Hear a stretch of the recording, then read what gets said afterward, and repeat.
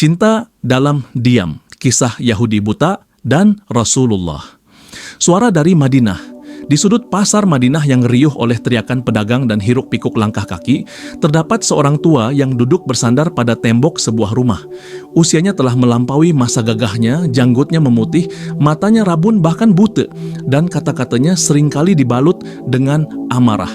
Ia adalah seorang Yahudi tua yang dikenal dengan lisannya yang tajam terhadap Islam dan Rasulnya. Setiap hari lelaki buta itu akan duduk di tempat yang sama, dan ketika mendengar nama Muhammad disebut-sebut oleh orang-orang yang lewat, ia akan mengangkat suaranya, mencerca dan mencaci, seakan-akan hatinya terisi dendam yang tidak pernah surut. "Jangan dekati Muhammad," katanya lantang. "Ia seorang pembohong, penyihir yang memecah belah keluarga." Orang-orang terbiasa dengan kemarahannya.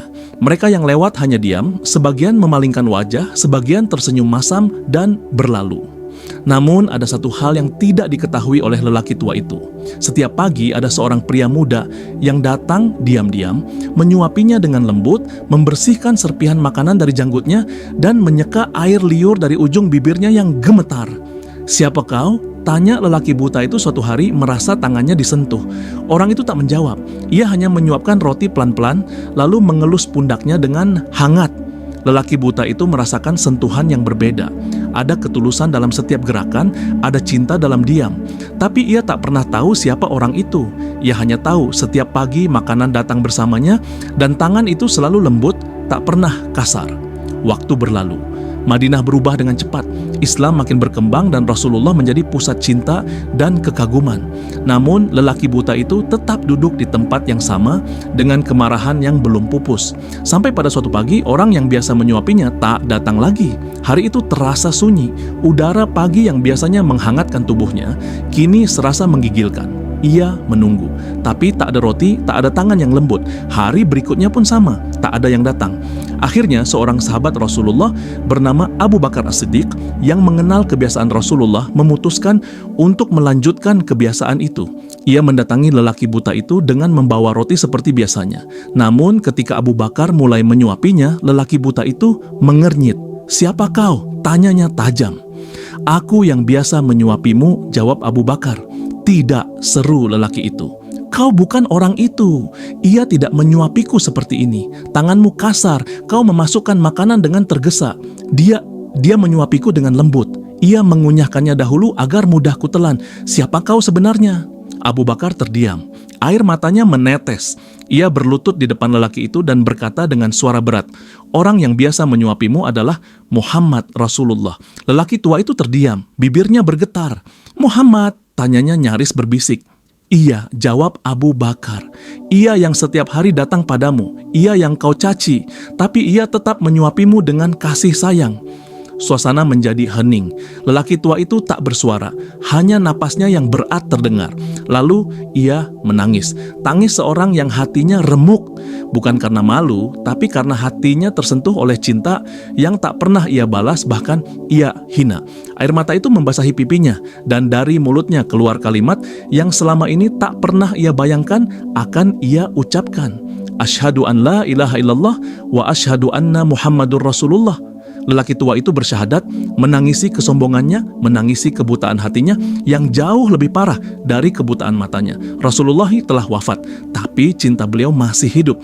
Bahkan terhadap musuh yang mencaci maki, beliau balas dengan kasih.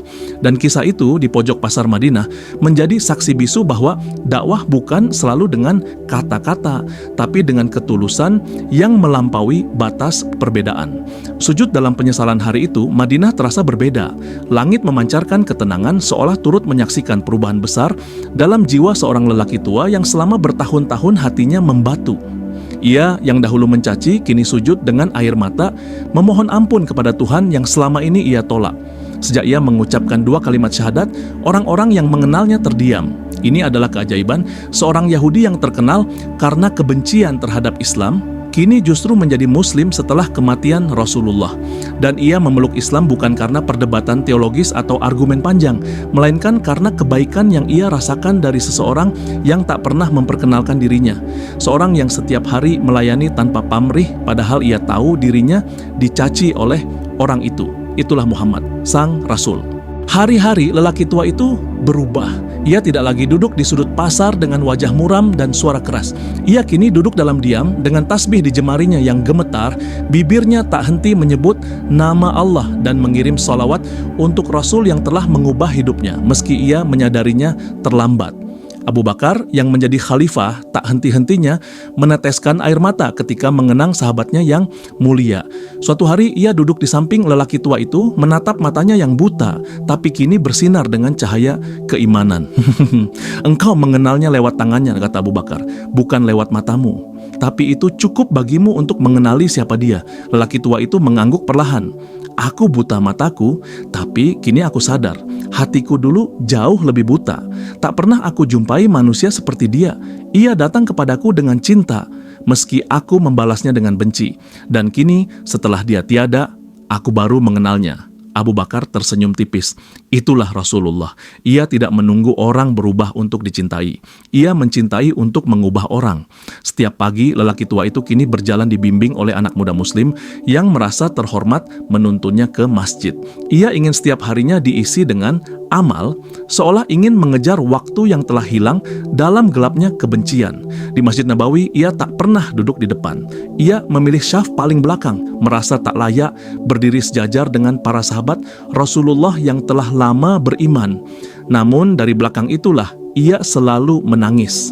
Tangis rindu yang tak terungkapkan. Rindu kepada seseorang yang tak pernah ia lihat, tapi telah mengubah arah hidupnya selamanya. Sungguh, andai aku bisa memeluknya sekali saja, andai aku bisa meminta maaf langsung kepadanya, andai aku bisa mencium tangannya dan berkata, terima kasih, ucapnya suatu malam saat duduk sendiri di halaman masjid. Lalu ia memandang ke langit, tapi aku tahu, dia sudah tenang di sisi Tuhannya. Dan mungkin kalau Allah mengizinkan, aku akan menjumpainya di surga. Sejak hari itu, orang-orang di Madinah tak lagi memanggilnya dengan sebutan Yahudi tua.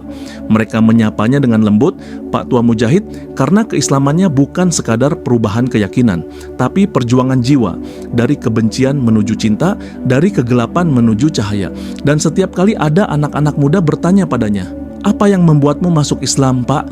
Ia akan menjawab sambil tersenyum, roti dan tangan yang penuh cinta. Waktu terus berlalu. Lelaki tua itu semakin renta. Suaranya mulai lirih, langkahnya tertatih, namun semangatnya dalam mencintai Rasulullah tak pernah pudar. Setiap pagi ia tetap datang ke Masjid Nabawi, duduk di syaf paling belakang, menyendiri, berzikir, dan berdoa dengan penuh khusyuk. Tak jarang air matanya mengalir di pipi, keriputnya mengalir karena rindu, bukan kepada dunia, tapi kepada Rasulullah yang belum pernah ia tatap wajahnya, namun telah menerangi jiwanya. Suatu pagi, lelaki tua itu tak terlihat di masjid. Para jamaah mulai bertanya-tanya. Anak muda yang biasa menuntunnya ke masjid pun datang dengan wajah sendu. Ia telah kembali kepada Tuhannya, ucapnya lirih. Madinah kembali sunyi. Seperti dulu ketika Rasulullah wafat, kesedihan menyelimuti para penduduk kota suci itu. Namun kini mereka menangisi seorang tua, dulunya musuh Islam, yang wafat dalam keadaan husnul khatimah sebagai pecinta sejati Rasulullah. Pemakaman lelaki tua itu berlangsung sederhana, namun penuh penghormatan. Banyak sahabat dan penduduk Madinah yang hadir. Tak ada warisan harta benda, tak ada pusaka atau peninggalan emas dan perak, tapi lelaki tua itu meninggalkan sesuatu yang lebih berharga. Sebuah kisah cinta yang menggetarkan jiwa. Anak-anak muda duduk mengelilingi Abu Bakar pada malam harinya. Mereka meminta agar kisah lelaki tua itu diceritakan kembali. Dan Abu Bakar pun memulai dengan mata berkaca-kaca. Dulu ia membenci Rasulullah lebih dari apapun. Tapi Rasulullah tetap datang setiap hari. Menyuapinya, membersihkan wajahnya, memberi makan tanpa memperkenalkan diri. Dan ketika beliau wafat, barulah si buta itu sadar siapa yang telah mencintainya selama ini. Anak-anak muda mendengarkan dengan saksama. Salah satu dari mereka bertanya, apa yang bisa kami ambil dari kisah ini, wahai Abu Bakar? Abu Bakar tersenyum. Ketahuilah, cinta yang tulus tak selalu butuh nama. Ia bergerak dalam diam, bekerja dalam keheningan, dan hasilnya menembus ke dalam hati yang paling keras sekalipun. Seperti itulah dakwah Rasulullah, tidak dengan kekerasan tapi dengan kasih sayang.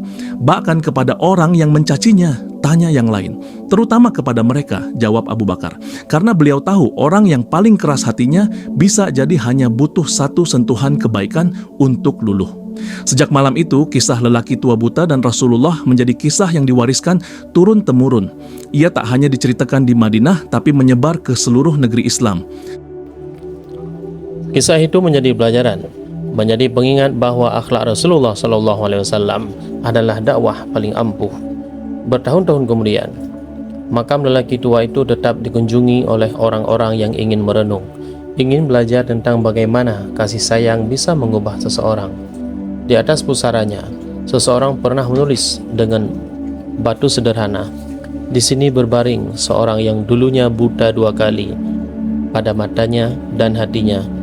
Namun Rasulullah menyembuhkan keduanya tanpa pernah menyebut namanya." Dan sampai hari ini, di antara sejarah agung Nabi Muhammad SAW, kisah kecil ini tetap hidup. Karena ia bukan hanya kisah tentang seorang Yahudi buta dan sejarah Nabi, tapi kisah tentang cinta yang bekerja dalam diam. Cinta yang tak butuh pujian, tak butuh pengakuan, karena cukup Allah Subhanahu wa Ta'ala yang tahu. Hadanallahu wa iyyakum ajma'in. Semoga bermanfaat untuk kita semua. Wassalamualaikum warahmatullahi wabarakatuh.